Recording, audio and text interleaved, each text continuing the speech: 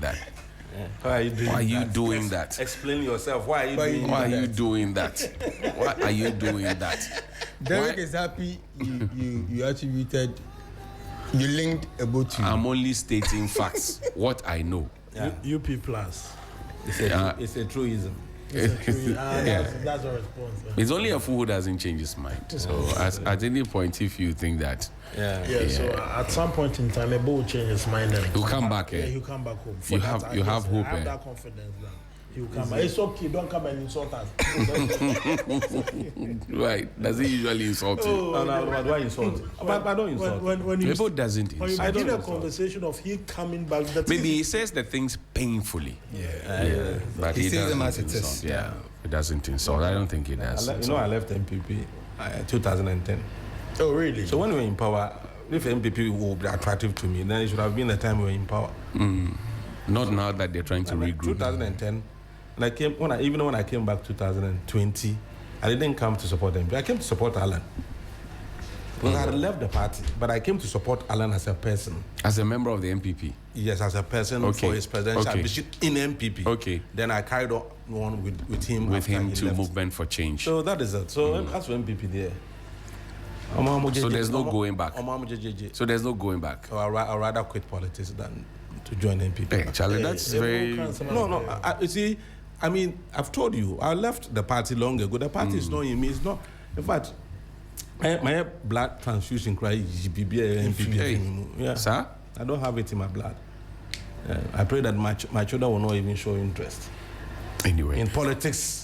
And if they will show interest in politics, they join UP or they don't do politics. Then you want to kill the ambitions before they begin. Derek, use the microphone for me. You may want to kill the ambitions before they begin. I know they will not join NPP. But I think Ebo is not the only one making this statement. I've heard a lot of people. But they all have a single vote. Yes. But you know, a lot of the people is Solo, Ebo. there are a lot of people. There are a lot of people. Lawyer Piadankwa. Okay. These three are the ones who are missing. There are others who have not come out. Dr. Nisa, whose father was, Alhaji Nusa of blessed memory, President Kufuor's friend Alhaji Nusa, who switched to and his MPP won. He's also left. All of so it's a matter of heredity. His father switched and he's also switched. So he has not switched to NDC. Their challenge has to do with the current leadership they have finally went back and the performances of the party. I see. So Derek doesn't see anything strange about what you're all talking about. Today, MPP of today is not attractive. Oh, come on. Oh, it's but not when you say that, I beg to differ. Okay. When you say MPP is not attractive, I don't understand. Is it attractive? It's very attractive. To whom? To whom? To the generality of the people. Are you sure?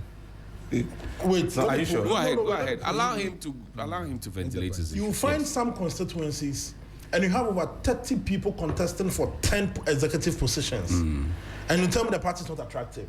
Oh, which goes to Ashanti region? It's not just in Ashanti region. Go to Takwa and Swayem. Go to, just even go to the northern regions. But do you know why? Because there will be parliamentary primary. They will get their money. Oh, but no. Apart from beyond that, what do they get? What do you give them? No, beyond that, apart from parliamentary primary, presidential primary, and even the constituency elections.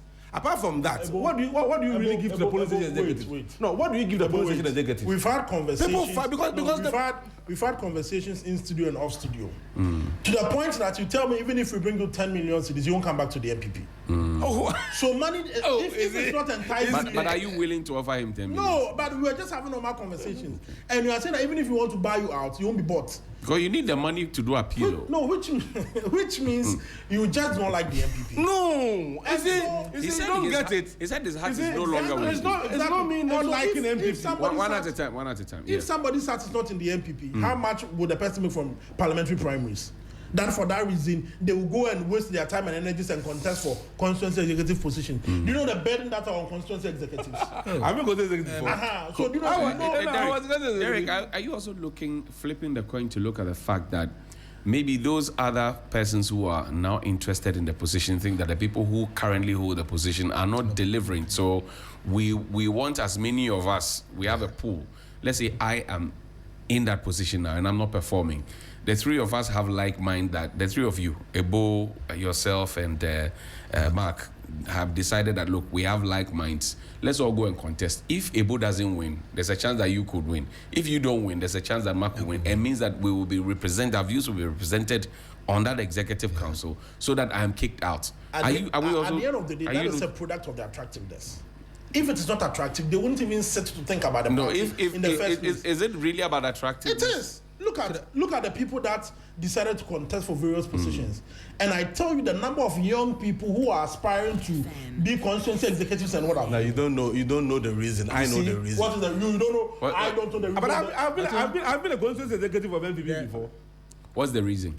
You see, let me tell you, most of these young men are unemployed. Oh, come on. Oh, check the record. I'm telling you, Okay. for the polling station executive and the constituency executive. So the party now becomes the source of more or less income. But the party is not giving the money Well, on a how daily much- basis. how much- I'm coming. Allow me. I'm coming. The party is not giving the money on a daily basis. It doesn't give them money. So constituency executives, some of them receive money monthly for the constituency executives. Oh, okay. They give them money. He knows about okay. it. For money generated from. Now the party itself finds a way. Maybe I don't know. Now that they're in opposition, I don't know whether they will continue doing it. But it's something that is done for the polling station executives. The guy is there. He doesn't have anything to do. He becomes polling station executives. When there's presidential primary, he or she gets money because they will be paid. When there's polling station constituency elections, they will be paid. When there's parliamentary primaries, they will be paid. How much how much is it that makes it so attractive? Oh, they pay you. They pay a How lot. much? What quantum? Especially with the. Okay, these days, you people have changed the super delegate where people used to give people cars and all that. You people do almost more ABO. But how come you were part and you never got a car? When I was in NPP, when I was in NPP, I was the youth organizer of the party for 8 years. As a Which constituency? Cape Coast. It was one constituency at that time. At the time, it was Cape Coast constituency, and I was youth organizer for. And I was also the presiding member, government appointee presiding member. So I was. Okay. So I was. But you see, let me come in. You see, he spoke about the fact that Election NPP, Watch is watching you. Yes, I'm watching you. So listen to me. He spoke about the fact that NPP is attractive. You see, there are 4 factors that I think makes a political party attractive. Number 1, Election Watch. No, it's about integrity. All right, the reliability of their leaders, their unity. Okay, and then how credible they are.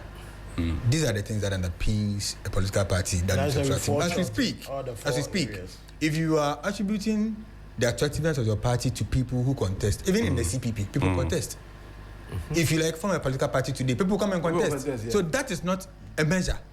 But what I have mentioned, reliability of your leaders, how they are able to carry the people, how they are able to carry the message to the people. And the type of leaders you have to the type of leaders. Now your leadership now has a problem. What's the problem? Your leaders. Your leadership has a problem. And it is for which reason many people are saying all the current leadership you have today should go and find somewhere and sit. That is their and opinion. bring in There's no new opinion. people. They are telling you the truth. Listen to what the people are saying. Listen to them.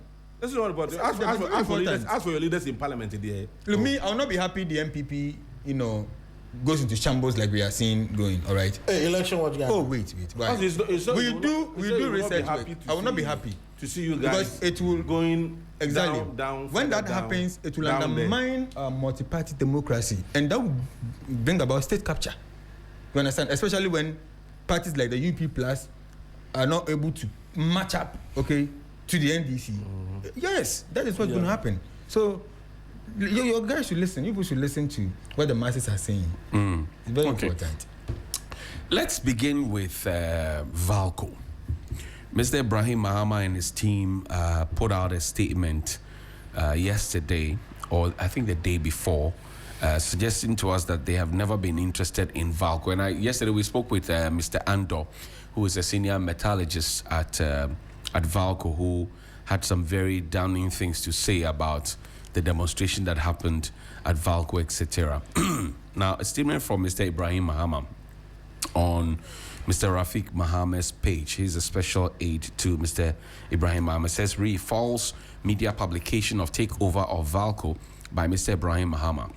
The attention of Mr. Ibrahim Mahama has been brought to a demonstration held by the labor union of VALCO, during which some demonstrators alleged that he is interested in acquiring VALCO. Mr. Ibrahim Mahama has no such interest and has not made any such offer to acquire VALCO. Unfortunately, the allegation is the latest in several vile attempts to impute the integrity of Mr. Ibrahim Mahama and subject him to needless public engagements. The track record of the integrity of the businesses that Mr. Mahama has interest in prove that his businesses are one of the best run operations across the African continent. All of the business interests of Mr. Mahama have been legally commenced or acquired and operate within the ambit of applicable laws. That explains why his businesses have survived for across 7 election cycles. He is committed to contributing his quota to the development of Ghana by investing in businesses, opportunities, and in Ghana and beyond. He has instructed his lawyers to take the necessary legal action. Rafiq Mahama, special aid to Mr. Ibrahim Mahama. And this was immediately the issue started coming up and when the demonstration was had. Let me begin with you, Mark. We know that VALCO presently is operating between a 17 to 20% capacity of what they're supposed to be pushing out of the 100. There are conversations that the $600 million need to be brought in to capital injection sort of, so that it helps the company to show up its returns, etc. We also know that there's a $450 million debt as against $113 million valuation. The company now is worth $113 million and they owe $450 million. Clearly, they couldn't be negative equity. Negative equity. So they couldn't be in the best position.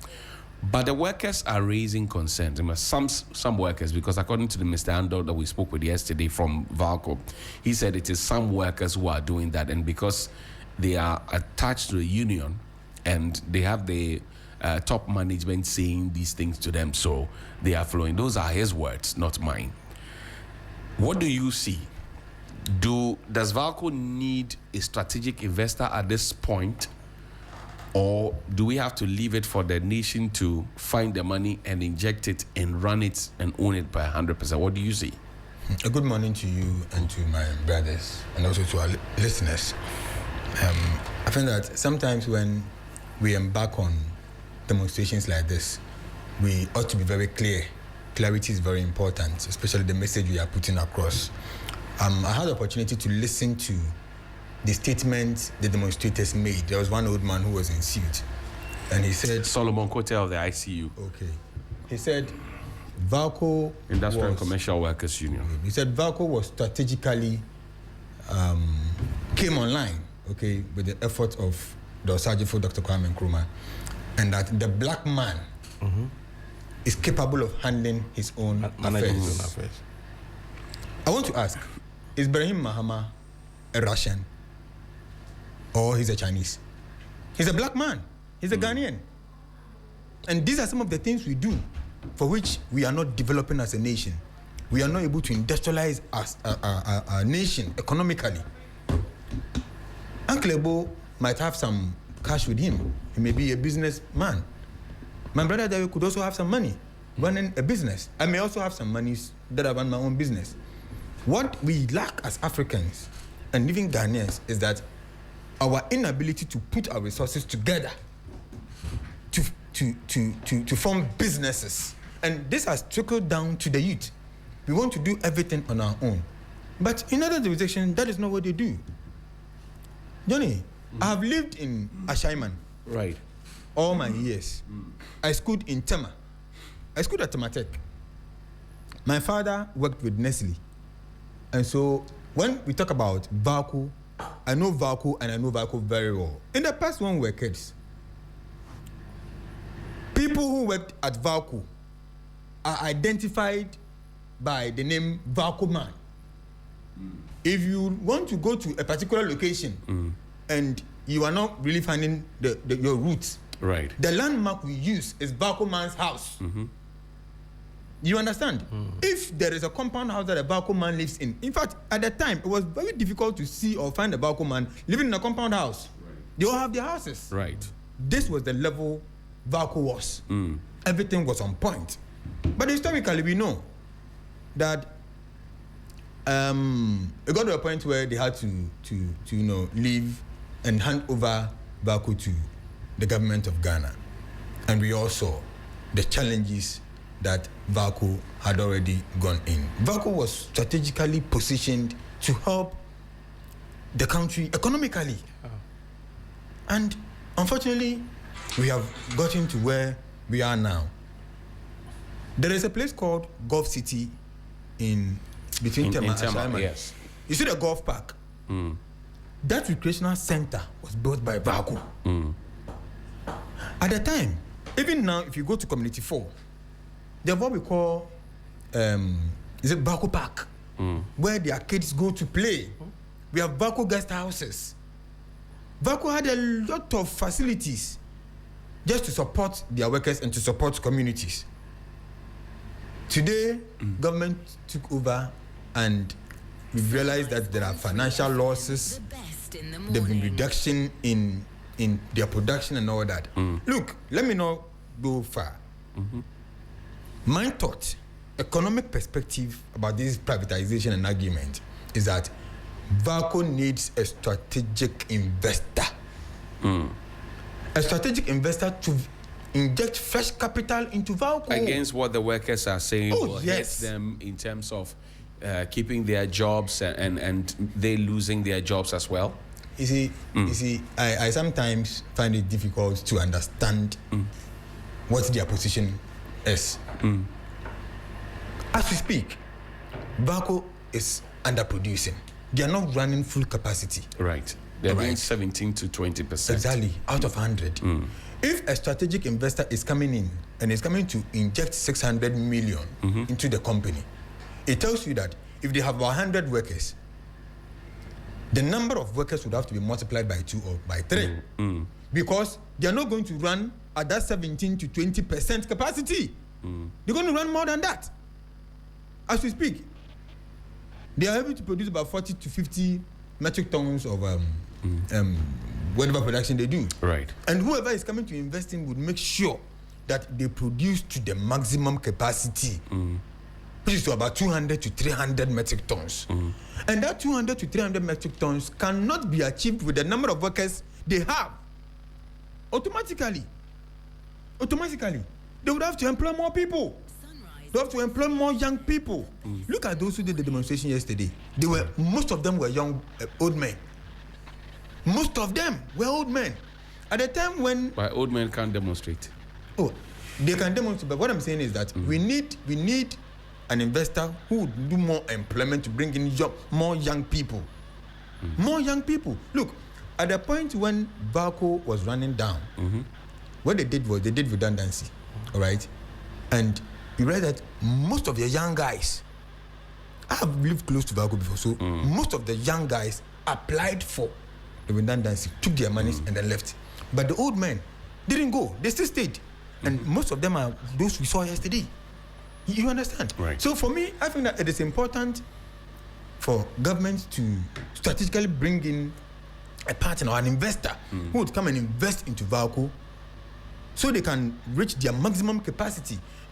The shutdown of VALCO some time ago and the underproduction have contributed to a lot of challenges within the Tema enclave. Because the number of people VALCO used to employ, they are not able to employ that number. Their produce that at the time was given to other companies like Aluwex. Aluwex is gone. Aluwex is gone. Their roofing sheets are torn. At when I did my attachment at Aluwex, a very beautiful company. We go for lunch and do almost everything. They had bars for free. Yes. You were eating for free. Yes. At the time, you see, they have what we call VALCO Baller. Those in Tema know what I'm talking about. They got VALCO Baller. You can go to VALCO Baller and find a very nice watch. We go to the baller and pick stuffs and come and use at home. That was VALCO for you. Today, we cannot say the same thing. There's nothing good to write home about VALCO. So we need a strategic investor to come in, inject more money into the company so they can do more employment and shore up their production capacity. Derek, where do you suspect this fear of loss of jobs is coming from? particularly if you look at the fact that we import the alumina. We export our bauxite out there. We import alumina. If we decide to add value to VALCO, we will turn around the story, contribute to the economic transformation agenda of the country. But then at the heart of it, the workers are saying, we fear that if a strategic investor comes in, we will lose our jobs. I don't know, but where do you suspect this is coming from? Okay, John, a very good morning to your viewers and your listeners out there. The best in the morning. The conversation of VALCO is one that we as a people of this country must pay critical attention to it. And there's a saying that suggests that there's no rumor without an iota of truth. And so if the workers at VALCO are protesting against a rumor that they think that VALCO will be taken over by Ibrahim Mahama. I mean, I am one that I am not against a local businessman taking over an economy of the nation. At the end of the day, I say that when whatever profits that the person makes, the monies are not repatriated out of the country. And so it comes back to help our nation. But why would we want to give out a state-owned entity like VALCO? Ghana operates on an 80 billion cedis annual budget. VALCO needs about $700 million to be fully operationalized for them to have that capacity. And so even if we are bringing in an investor, what is the valuation we may have done about VALCO that we think that an investor must come and pay off that money? If Mark can pay 700 million and then claim VALCO, can't the nation have a 5-year, a 6-year, a 7-year plan to resource VALCO for it to get to that capacity that we expect of it? Do we have the luxury of time to wait? But the investor, when he comes in, he wouldn't do that at a go. And that is what we are forgetting. The investor wouldn't come and say, even if he is coming with a 700 million, it will certainly take time for them to get to that capacity. It wouldn't be an overnight conversation. And so he's going to do that in trenches, and then it will take some time. So why do we, at any point in time, I believe that if it is a matter of management, like how they wanted to do for ECG at some point in time, you outsource the management of VALCO to a private company. We did actually with ECG using PDS. That's what I'm saying. That, I mean, we can correct some of the errors that we make as a nation. And so, if we think that is the problem, we can look at it holistically and look for the necessary solutions, because a both seats here has problem with politicians managing some of these state-owned enterprises. We can look at it in a broader light. What is really the problem with VALCO? Why has it dwindled down? Why is VALCO not producing as expected of them? Why can you have a capacity of 100 and you're doing about 70 to 20%? What is the problem? Is it a matter of resources? Is it a matter of management issues? The understanding I got from Mr. Andor, and I'll be happy if we're able to find the tape and play, Mr. Andor from VALCO yesterday, he mentioned that the machines are obsolete. In fact, some as old as 60 years, and sometimes they go to find parts for the machines, and they find out that the companies that manufactured those machines had folded up. So they have a real issue there in terms of modernization of VALCO. That's also at the heart of the conversation, modernization. Now, I want to maybe draw your attention to something. Do you also consider the fact that commitment in terms of the dedication of the people who work there, not treating VALCO as Aban Ejuma, but bringing a private sector kind of mentality to VALCO, could have changed their fortunes? That is where I'm heading towards. When I talk about the management of the VALCO entity, if we think that it is a government-owned entity, and so the notion of and so people get to work at 11 and they leave at 2 o'clock. People do not even go. They expect NSPs to take their place and be working for them and all of that. These are personal behaviors that must be eradicated from our society. And so I feel that if the organization that is VALCO or the state-owned enterprise, the management is a problem, we can outsource the management of VALCO for a private entity. We have HR firms, we have companies that it is their skill to be doing some of these things. But you see, if a government that promised 24-hour economy, 133 and all of that. And today we find out that they are outsourcing almost every state-owned entity for a private man to come and handle. That is why the people decry. Because if I go and put my 700 million into VALCO, you can't tell me who to employ and who not to employ. You can't tell me who I should keep there, regardless of the fact that I'll be increasing production. If I feel that this is a person that I can't work with, automatically you are going off. Somebody may assume the ownership of a company, lay everybody off, and begin a restructuring. And ask the people to reapply. And so these are some of the reasons why maybe some of them are crying for the public to come and help them. But I feel that if there is any management issue, if there is any attitudinal issue, we may be able to start from somewhere. And just as the man you spoke to yesterday, as you mentioned, if it is a matter of resourcing and modernization, I believe that government has the capacity to do that. It is just a matter of priorities. If VALCO needs 700 million, that is approximately about 8 billion cedis. We operate on an 80 billion budget. So we can have a plan. Okay, let's try and resource VALCO through the energy ministry. Or possibly, okay, 40% of VALCO is out for privatization. And also, so privatization is bringing about, let's say, 300 million. Right. Government is also committing his part to it. We can look at all those angles and then provide a necessary solution. But to get VALCO as an entity and hand it over to a private individual. So you are against that? Yes, I don't think that in our dispensation today, especially the names that are coming up for some of these conversations, that is where some of the problems are. Mr. Ibrahim Mahama, for clarity, has said that he is not interested. GIADEC has also come to say that his name has not come problem, up. But I mean, we are in this country, we understand the political terrain. Sometimes So you don't believe what Mr. Ibrahim Mahama said? Some of these conversations become a knee-jerk reaction or an afterthought. Because Really? why, amongst all the private entities in Ghana here, they would mention Ibrahim Mahama's company? Maybe assumption. Well, why would they assume it? But the man through his special aid has said that I am not interested. No problem. We pray and hope it's so. But I am saying that VALCO is big.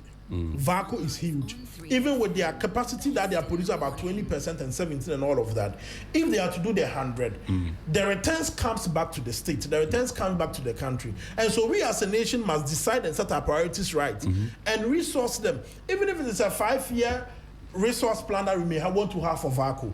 If we are outsourcing about 40% of VALCO for consortiums to come and then support that state enterprise and then have a 40% share, that is fine. But to give the whole entity to private company, if a private company can resuscitate VALCO, why can't the state do it? How does it sound to you, finally? How does it sound to you that VALCO currently employs 750 staff and is still producing under capacity?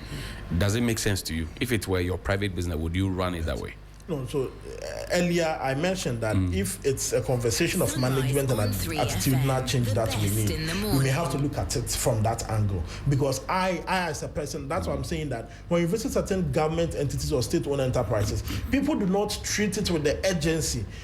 People work in state-owned enterprises and then they have their private firms.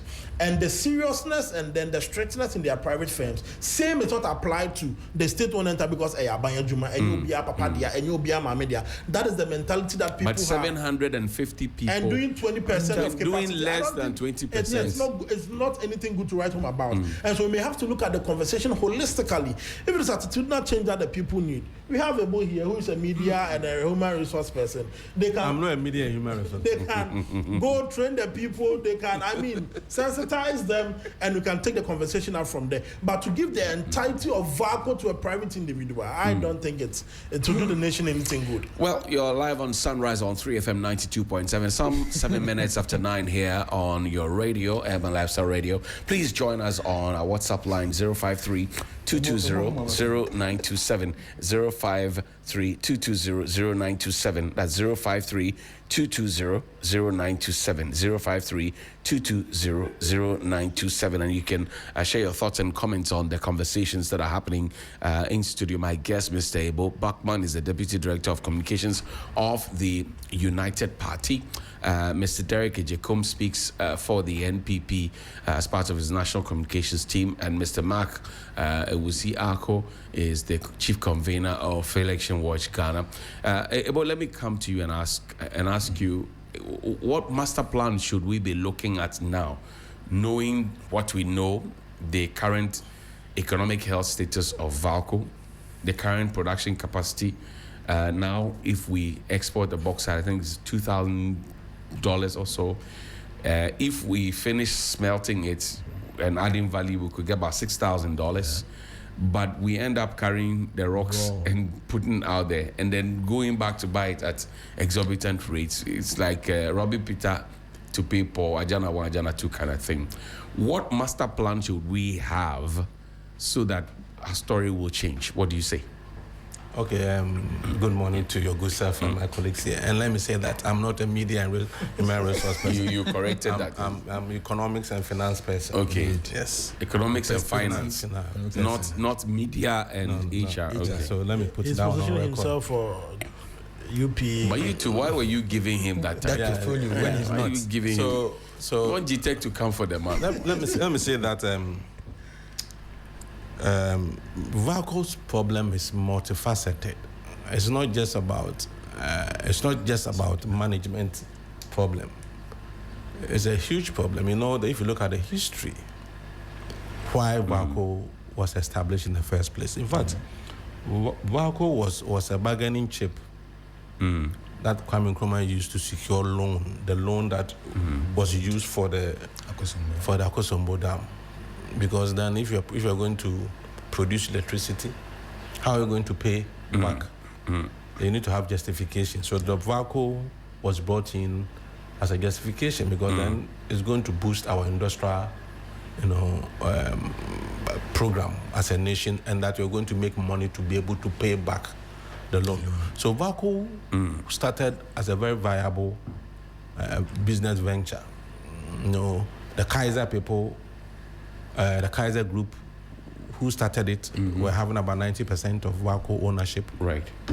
I think, and the Renault smelters were having 10%. So it started not as a government entity. Right. It was wholly privately owned. So, and they were making a lot of money. A lot of good money. Yes. Good money. Treating staff well, giving them all the largest that they could. I mean, VALCO used to be one of the bourgeois companies. Like if you are working at VALCO, you are considered the middle class person. Charlie, after diamond there's gold. After gold there's aluminium. Yeah. What are you talking about? so it was a very good business. The people made a lot of money from it, and it was a major source of foreign exchange for the country, apart from employment. So VALCO was, you see, that is why probably those who know the history don't want us to lose it. But if you're not going to lose it, how do you make it better? Because VALCO, as you have it now, is nothing to write home about.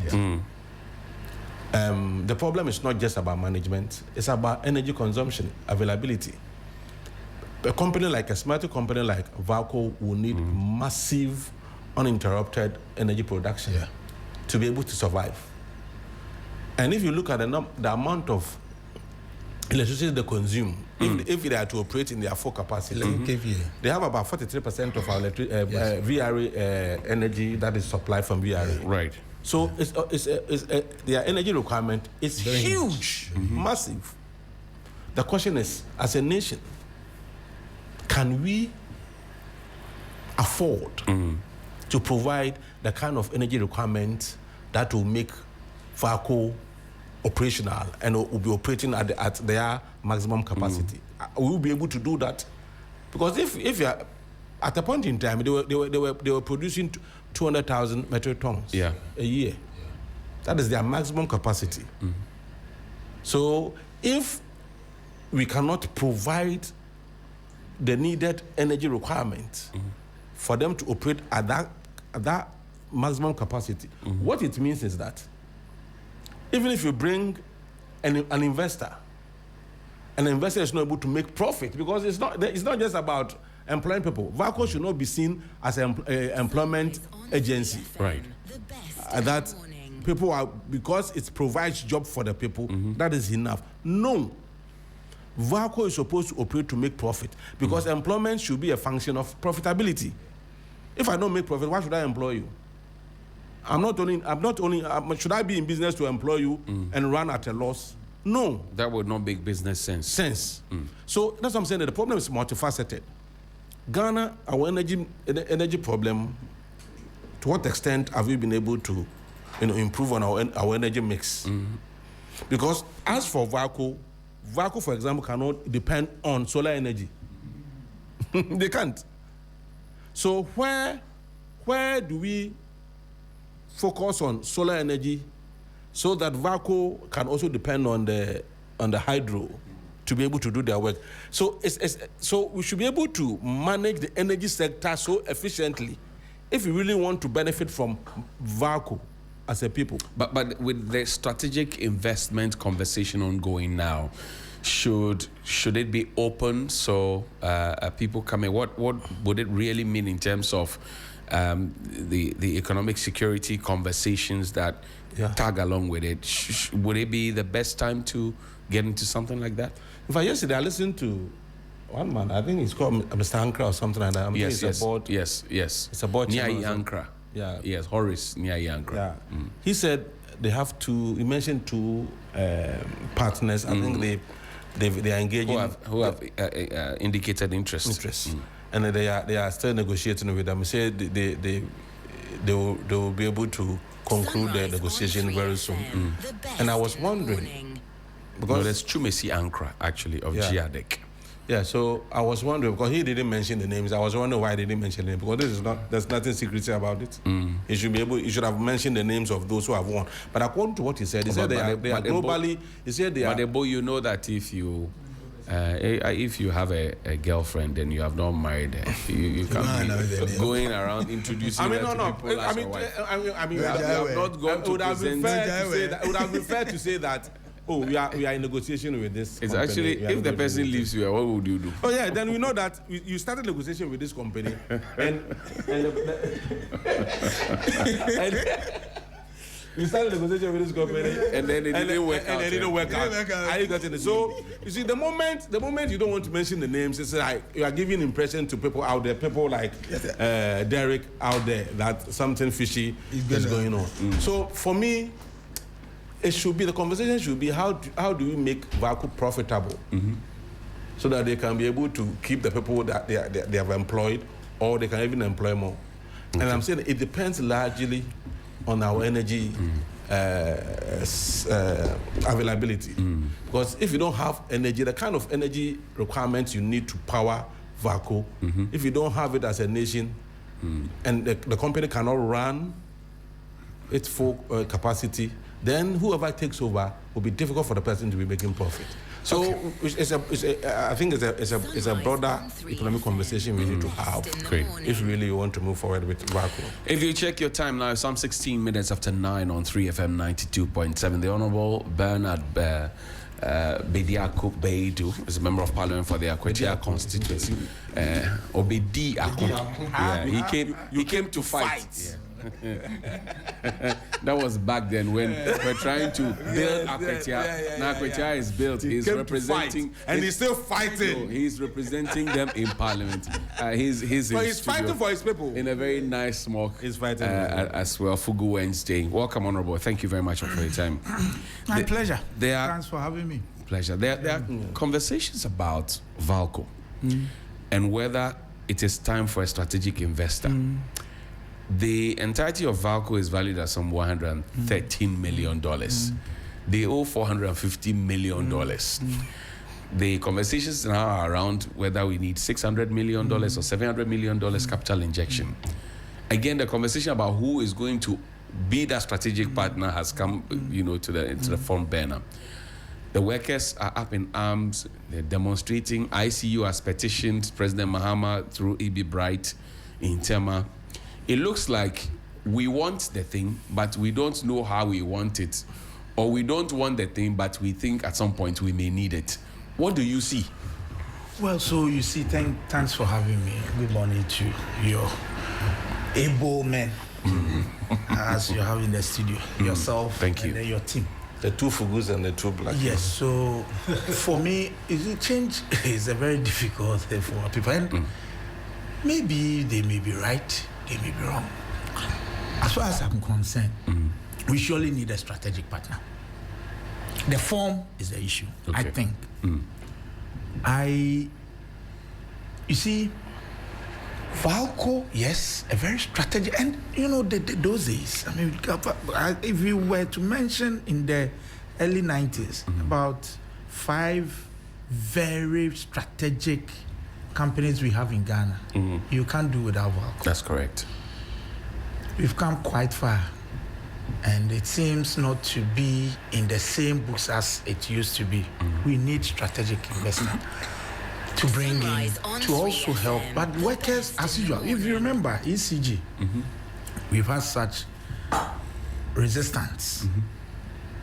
Workers, for whatever reason, are often afraid of that change where an investor, a strategic investor, could come in. And why is that?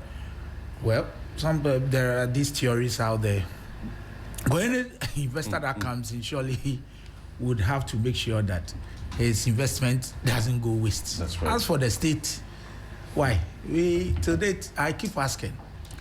There are people, individuals who have universities in their name. Universities in their name, who have hospitals in their name, and they are millionaires. And yet, to date, we have schools, the biggest hospitals in the country in the name of the Republic, and then we still cough out money from the consolidated fund. You understand? So there is that fear. But as a country or as a government, you also don't only consider the returns that would come from the investment. You also consider your people who are employed in. So if they have issues, then you need to sit with them to find out what actually the issues are. Right. I have heard, you see, but let me condemn with no uncertainty that those who were on the street and were mentioning the name of our respected business mogul, Mr. Ibrahim Mahama and all that, it's an irresponsible, conduct. We shouldn't encourage that. This but country he through his aid, Rafik Mahama has come to say that, completely, look, and I need we have not, and our lawyers will take this I up. don't know what Ibrahim Mahama has done to some people who would, at any given opportunity, this is a businessman who has been around and doing his own thing, regardless of which government has been in power. You came in 8 years, you couldn't do anything to him. In fact, it was your government that gave the okay for him to have the Damai mines. In fact, Mr. Ibrahim Mahama has said that he had a personal conversation with the president. The president said, yes, you can do the job. I mean, President Nana Akufo-Addo. So it is irresponsible, and he's even threatened the legal action against. That's right. And you see, this is the problem we have as a country. Let anybody try any means to not even prosecute, to sue this gentleman. You hear all the things from our brothers that he's, just exploring the advantage he has because his brother is. But we have to behave responsibly. Because there is nothing. In fact, I have done my checks. There has not even been any, oral discussion, not to talk of document. So please, that said, we must. But I think that, and I can assure you that the government would not proceed to do anything without sitting with the unions and then the supervisory body that takes care of GIADEC and all that. Right. We actually need, and that is what we ought to do. You see what all is doing now, doing quite under well. Combat. Doing very, very well. You always need a strategic partner. Now, I'm even aware that Tor has taken some stock from the Jubilee fields. Yes. This is where we are going. The future looks very bright.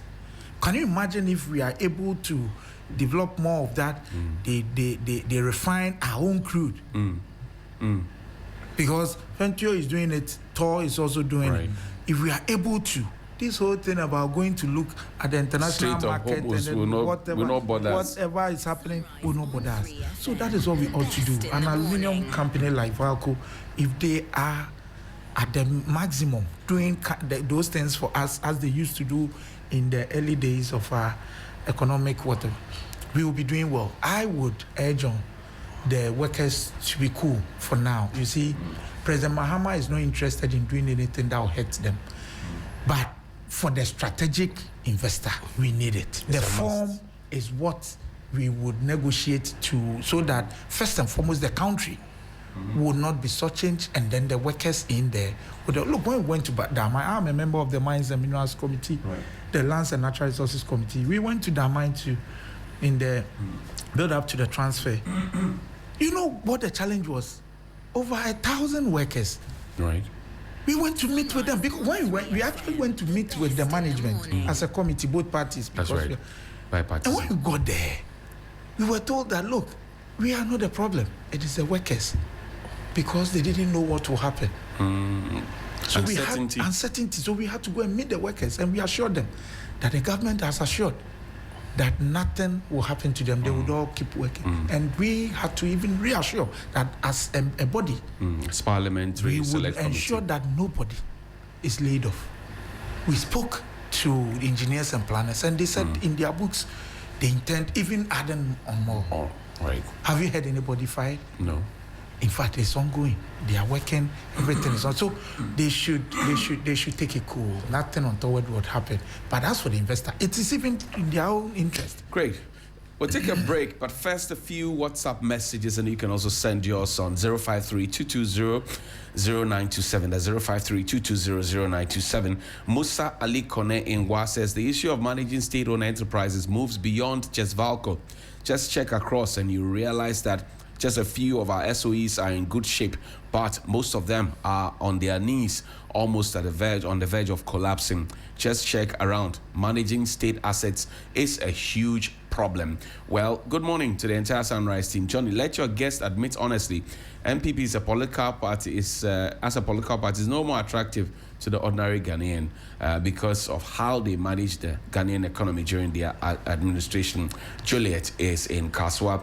And also, well, good morning. I'm Dominic in Kokomlemle, and Kokomlemle is out of power this morning. Dominic, Gridco says they are fixing it and it will be done.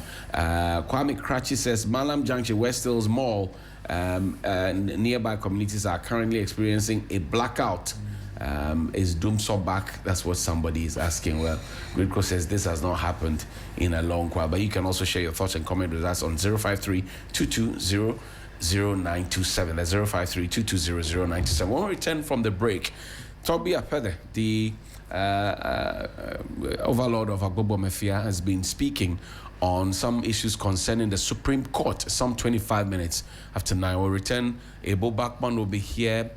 Derek Ejekum will be here, lawyer Bernard Bediakun will be here, and Mr. Mark Ewusi will also be here. See you shortly after this quick break here on Sunrise on 3FM 92.7. My name is Johnny Hughes. Always a pleasure to serve you breakfast.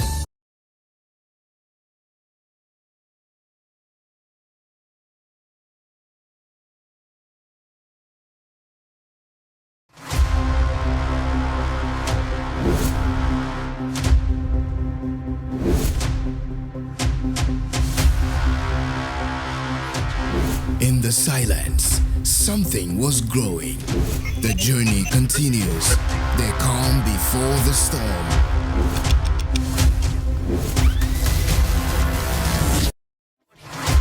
You can't mute a force that was born to speak. You can't bury rhythm. It rewrites itself. Louder. Every signal lost finds its way back to the source. This is not a comeback, it's a recalibration. This is the Takeover. This is Trigmatic on 3FM Drive. Driving you home with good vibes, good conversations, and the freshest hits. Hop in, take a ride. Trigmatic on 3FM Drive. 3FM, your urban lifestyle radio.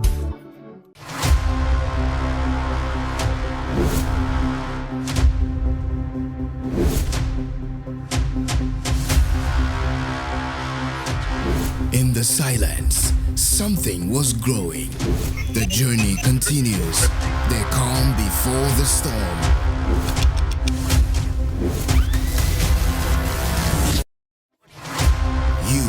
Mute a force that was born to speak. You can't bury rhythm. It rewrites itself. Louder. Every signal lost finds its way back to the source. This is not a comeback, it's a recalibration. This is the Takeover. This is Trigmatic on 3FM Drive.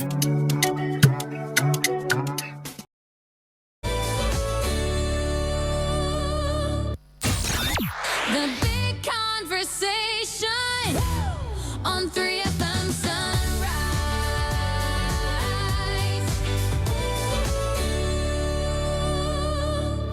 Yo, welcome back. This is Sunrise on 3FM 92.7. Stanbic Bank says you should imagine choosing your own global destination, enjoying flights free of charge, a 4-star hotel, and unforgettable experiences, all paid for. Stanbic Bank, in collaboration with MasterCard, are making it possible for the world on your card promo.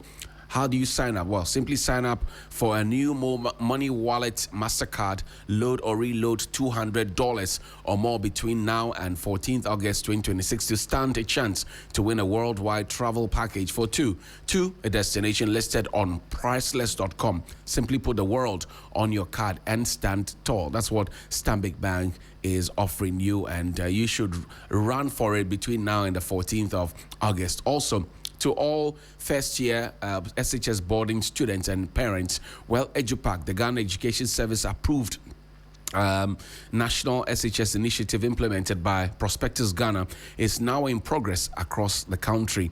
Parents across Ghana are already registering so that their children's trunk, Macintosh, mattress and pillow and plastic chop box will be ready and waiting at their school before reporting day. Do not delay and be caught in the usual last-minute market rush carrying heavy items under pressure. With EduPack, your child does not need to travel to school with these 4 essential items. To register, simply dial star 713 star 821 hash. That's star 713 star 821 hash, or visit any ADB branch or go to www.edupack.gh.com. Make payment, keep your receipt, and present it on opening day to collect all your child's EduPack items. Your EduPack registration follows you to any SHS you are placed in. Avoid the stress, avoid the rush. Prepare with confidence at a very affordable price. All of it put together by EduPack, approved and supported by the Ghana Education Service. For more information, please call 050-7000-752. That's 050-7000-752 or 050-864-4802. That's 050-864-4802 or 0302-955-050. That's 0302-955-050. EduPack, no stress, no wahala, here on Sunrise on 3FM 92.7. The big conversation on 3FM Sunrise.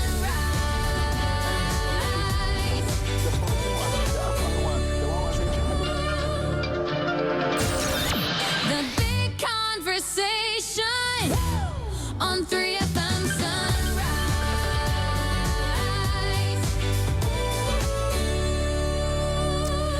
Now, the Agbogbo mafia of the Azogli state has been questioning the rationale behind the uncapped Supreme Court appointments. I begin with counsel on this one. Labede Ako is a member of parliament also for the Akwatia constituency. I'm sure you heard Togbi. What are your thoughts on what the king had to say regarding, he's a legal practitioner as well, had to say about the capping of the membership of the Supreme Court? Well, so first and foremost, we revere him. This is a chief that is known very well for giving out his thoughts, his views about national issues all this while. Right. And we respect that. And so, I mean, it's been a conversation out there for a while now. Whether our Supreme Court should have a cap in terms of the number of justices that are appointed there. Right. I think the discussion, there seemed to be some consensus among greater number of people who understands these things that there surely should be And the essence The best in the or morning the reason is on they ascribe to that 92.7 is that Sunrise on 3FM. if it is not, there is a likelihood of manipulation, and we've seen it. The Justice Afre case regarding the Chachu Chikata, you remember 2001, 2002, Right. where after a decision had been handed 5-4 in favor of Chachu Chikata, the then president appointed 2 extra right there to join the Supreme Right. Court. To overturn that And decision. the ones they were there, they immediately, and you see, I mean, these were some of the dark days during the, because you see, when a person is appointed, and we've seen a number of these, at least there should be some days where the person will be taken through some orientation, because Supreme Court is a different place altogether. But this one, immediately they were appointed, they were empaneled. I have seen this before under Nana Addo Dankwa Akufo-Addo. Okay. What happened? Justice Nana Amagacha and then Professor he came with another professor. I'll get the name for you. Dateba. No, Okay. the two were appointed. Professor Henry Tamen. No, it's a man. I'll get the name for you. Right. They were appointed, Nana Amagacha and then Professor Kote. Kote. Good. They were appointed together. Immediately they were appointed. They were empaneled for the Martin Amidu case. You remember Martin Amidu case, Right. the age Right. matter. Right. They were immediately. People 1 and 2.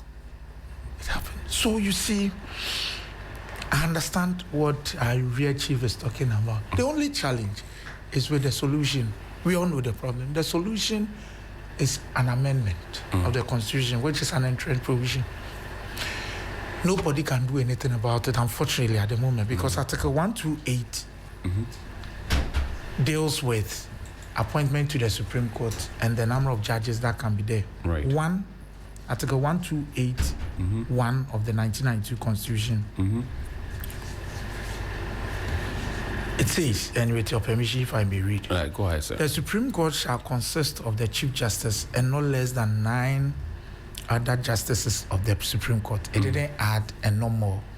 So that is the challenge. And I'm aware that the Constitution Review Committee has done some work, and in their report they have recommended that we cap the number of justices appointed to the Supreme Court.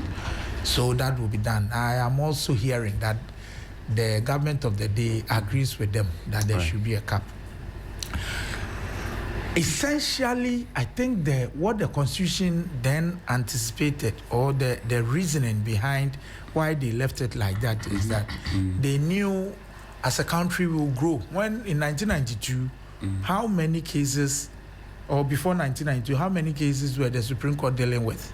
And now how many cases are there? And you see, the Supreme Court should be able to deal with matters expeditiously, Right. so as to give clarity, especially with constitutional matters, Interpretation issues. and all that. So I think that the the Constitution anticipated that if it tied the hands of future or successive government, it will not go well, because there may be a point where we may need so many justices or several of them to deal with the numbers that are coming to the Supreme Court. Because in this country, our laws do not have a layer that sieves, cases that go to the Supreme Court. Right. It may be, in your view, a very useless whatever, but it should still be seized presented before the court to tell who brought it that this is a useless application or this is a useless suit. But in the meantime, it has to go to them. Right. So that is why I think that and recently the Supreme Court has had cause to complain about the kind of cases that are sometimes be brought before them. They feel that some of them are a waste of their time. There is no sieve to determine which one should go there and which one should. If we're to put a cap on it, what numbers are we looking at? Possibly? So I think that 20 is fine. 20 at the Supreme Court. And then you see 20, because if you look at the cases, we have a number of court of appeal. Now every region has a court of appeal. Right. And usually, people have become so sophisticated that most of the court of appeal decisions doesn't end there. And there are statutes, apart from, I think, election petition with parliamentary. Yes. Which ends and should end at the Court of Appeal. I thought that we should have a number of the manual. Yes. We should have a number of these because some of the cases should surely end with the Court of Appeal. Some of the cases, if we had statutes that would determine how far some of these cases will go, I would be glad because some of them, look, they except a few which get overturned at the apex court. Usually, because once the trial court deals with it, it goes on appeal, all the matters will be brought to bear and a decision taken. So we respect it. I think it's a conversation we can always have. Great. Let's pay attention now to what the learned chief said, and then I'll come to you, gentlemen, so you have a fair appreciation of what exactly. I had to defer to counsel first because this is within his corner. And its accessibility. In looking at our future, we have to admit that there are still a lot of financial barriers to justice delivery. Justice is not a service freely available to all. It is a lucrative business in the hands of a lucrative profession. This is a statement often attributed to Justice Hargreaves. But that is true. The legal profession is a very profit-oriented profession.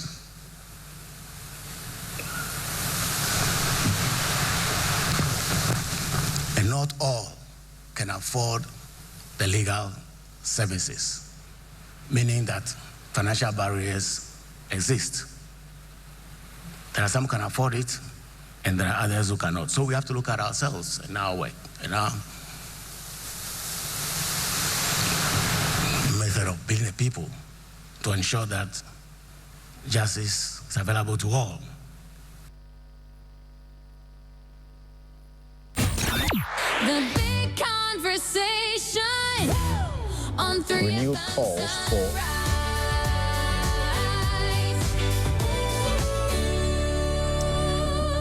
Article 128 has been explained to us by the law, but let's take a look at some figures quickly before I go to my panelists. We do know the numbers that have been to the Supreme Court. The Supreme Court Justice appointments under the Fourth Republic, a total of 63, including 3 new nominees that we know about now.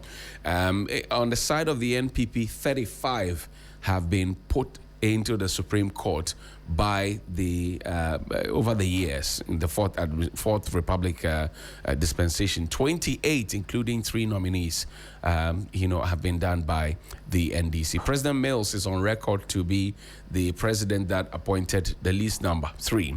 And then you come to President Jerry Rawlings, who did 11 to the Supreme Court, and then you come to President John Mahama, who did 14 thus far. He's had 2 opportunities. And then also President Kufuor did 17. President Akufo-Addo did 18 nominations or put 18 people onto the Supreme Court bench.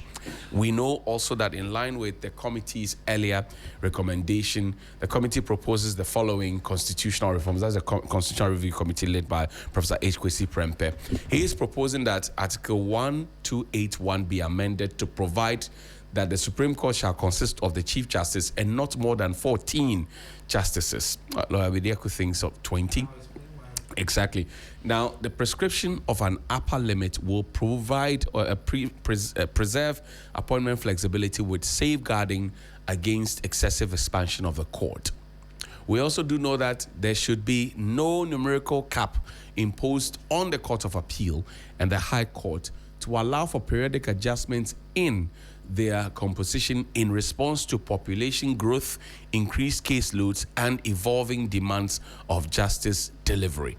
Now, Counsel, I'll give you 1 minute. Yeah, 1 minute. You said 20.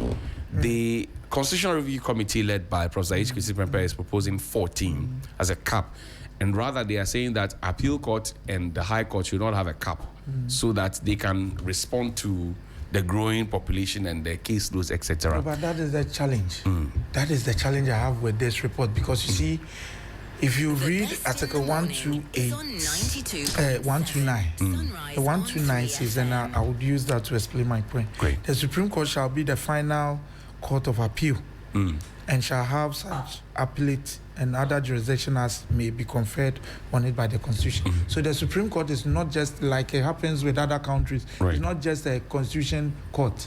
It is also a court of appeal. So all matters that go on appeal at the Court of Appeal has the potential of coming to the Supreme Court for appellate reasons. Now you see, with the Supreme Court, they do 5, 7, 9. In fact, I think the highest. Like, I don't want to be legalist so much, so let me put it so your viewers will understand. But the highest bench they will have is 9 on review. You understand? So if you want to do 14, and you have so many cases, and I'll even come to the expanding the Court of Appeal.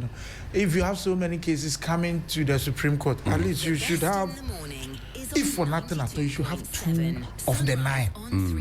2 sets of the 9. Right. Because a case may that come if they are 18 then you have at least, because the Chief Justice is also an administrative, and the Chief Justice has so many things to do. So beyond this, so you include the Chief Justice and maybe an additional one. That's why I said either 19 or 20 will do, because a lot of cases from the Court of Appeal end up there. Even now, how many do we have? How come there are still cases at the Supreme Court which has not been determined? It's because of the sheer numbers. And you see, if you are an appellate court, it is a very tedious one because the court has evaluated the evidence, given a decision, the trial court. It comes to you and you need to evaluate the entire thing. Look, there are records when you go to the Supreme Court and they bring the record of appeal on some cases which are, usually the huge cases are the ones that come there. Sometimes they have in volumes, about 10 volumes of such, and every Supreme Court judge would have to read.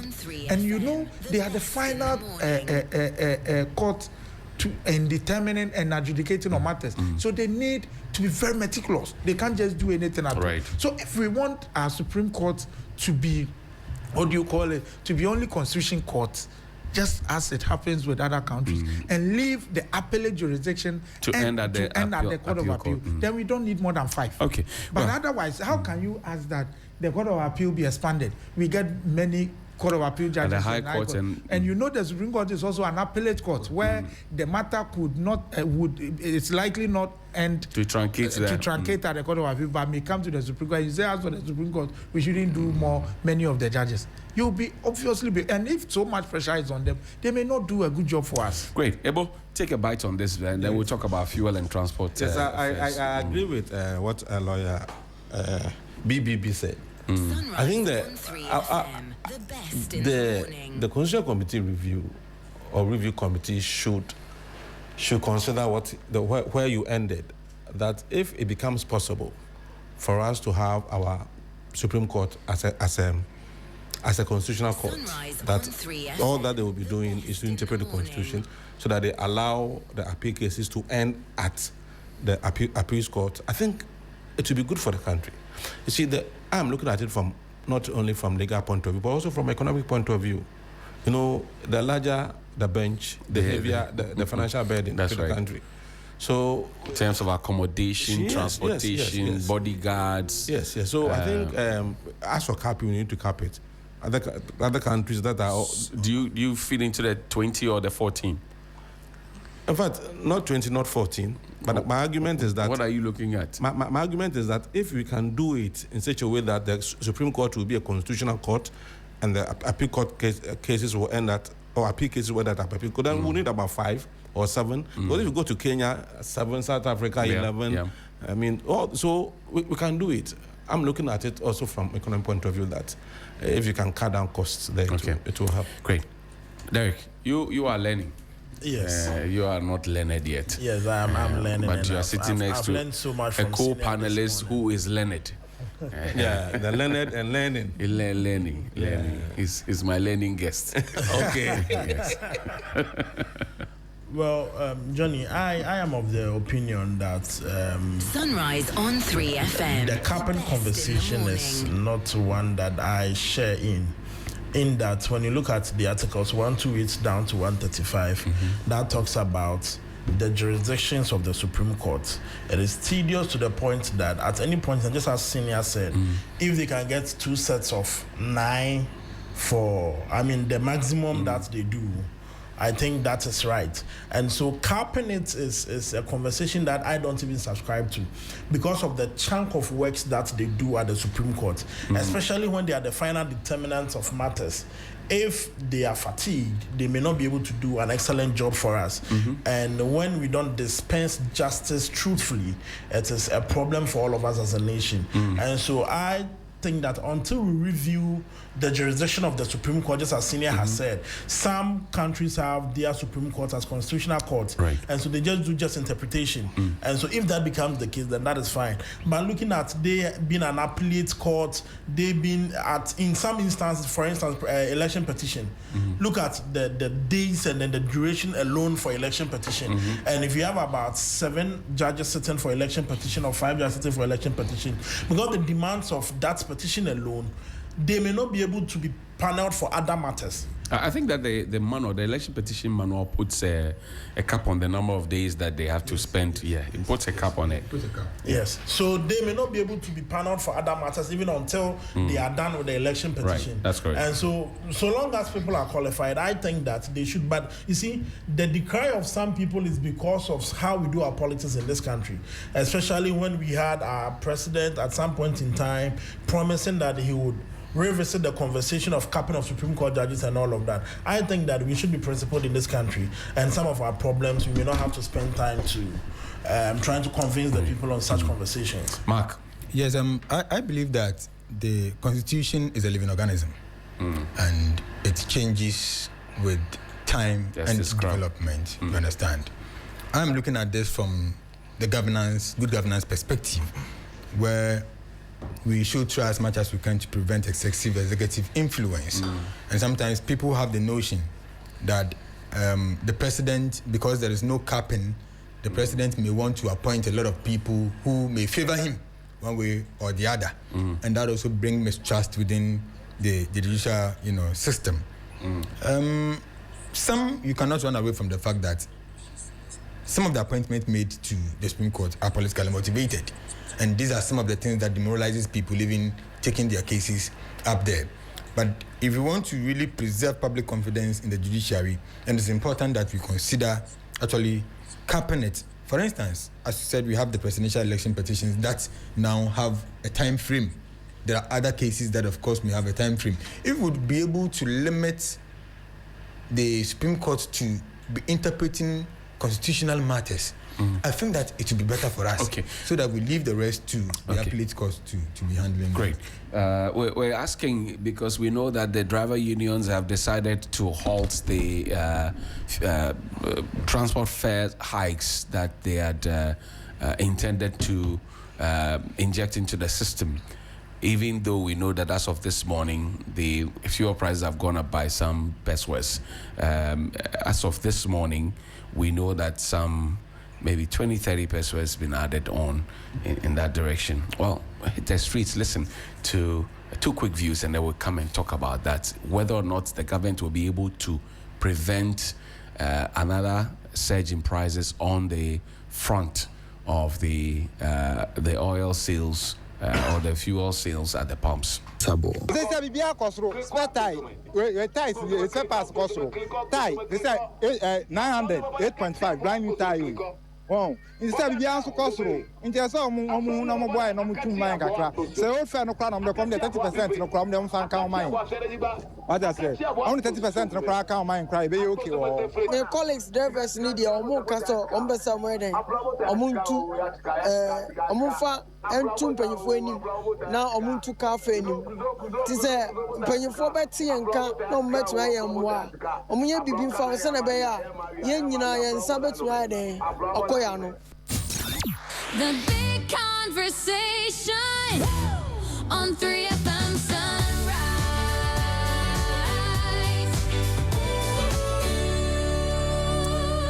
Council, the politics of fuel, transport fares, and matters arising.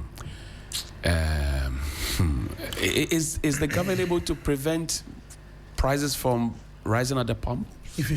I think you heard me, my initial comment with regards when I think I was speaking about the VALCO thing, and I made mention of what is happening now with toll. You see, we have a problem, and it's been an age-long problem, and I think we need to confront it head on. And I'm happy with the way the government is going about it. And then we should get to a point where, for the fact that we have oil in our country, until then, until we know, of course, it's finite, so we will surely, have it done with. But in the meantime, we have oil. Why should international market prices be a worry to us as a country? Why should we have all these issues with regards the Strait of Hormuz and all that? It is because we are having some of these issues because of what happens out there, and then our currency always, we have to send some dollars out there to guys. So if we have a refinery that can take care of what we, because do you know that if we are to refine what we get here, do you know we will be self-sufficient? Yeah. We will. Can take care of ourselves. Yes, it can take care of ourselves. So I think that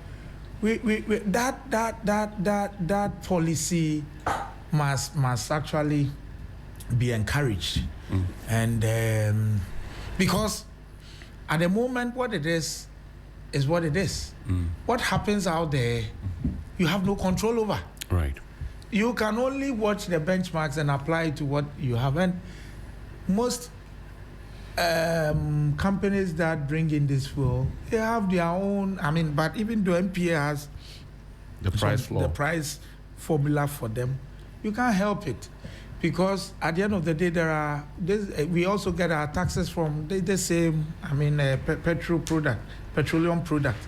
So if we at least would have, this fuel from our own Jubilee fields, have it refined and then sold here, at least it will save the economy from this. Would taking off the 1 cedi off every liter help? But with the government pricing? has already done something. Right, it gave some breathing space. Some relief. But the challenge is with what keeps happening there. What is the international price now? These things we know. And then what has become, what was it before? A year ago, what was the price? Now, what is the price? We have, it's a challenge, but I think the way to go is to find a domestic solution to it. And I would pray that the government, I was told that the reason Thor was not able to was as a result of the fact that they needed some machinery and all that. I'm aware combat is doing so well. Those machinery are coming in. Government should, and if the energy sector, MPA, Energy Commission, all of them, they should all come together and invest in that. Great. And then we will be able to. Great. Derek, let me bring you in and ask you what your position is on this. The drivers' unions halted their intended price hikes for the transport fares, but then how sustainable is it? What do you see? Johnny, when we don't have too much time, so let's do a quick fuel prices are expensive at the pump, it affects every aspect of our economy, especially the informal sector. Right. When fuel prices are high, market women increase their prices and all of that. And so this is something that we must pay critical attention to. The last time I said it here, that prior to we paying these amounts of monies, there was nothing like D-levy. And so we begged the president and then the finance the 1 minister, cedi on each liter. At least if for nothing at all, they should relieve us of the 1 cedi per liter, so that we can look at how we can salvage these plights together. But we can't come to the table and having conversations of ways by which we can ensure that our fuel prices are cheaper when you are taking 1 cedi from every liter that we are buying. And so that must be looked at. I mean, that's the basic they must do first. But you see, we are in a country where some of these things happen, especially it has been rumored that leaders of organizations and all of that most at times are compromised. You see, they may want to compromise the leaders of the transport unions, but you see, the drivers will revolt at some point in time. Because tell me why somebody... Was that what you were doing when you were in We were power? not doing that. That's what I said. It is rumored. It is rumored. It is alleged. It's interesting that you believe that... Right. It is alleged before I It's interesting that you believe the rumor strongly now. So I'm saying that, you see, they may want to do that, but at some point in time, the driver unions or the drivers who are part of the unions will revolt, and there will be no savior for them. Okay. And so please, we may have to look at all of these things and then... Great. Mark? I think that government has limited control when it comes to petroleum prices, but there are a few things government can do.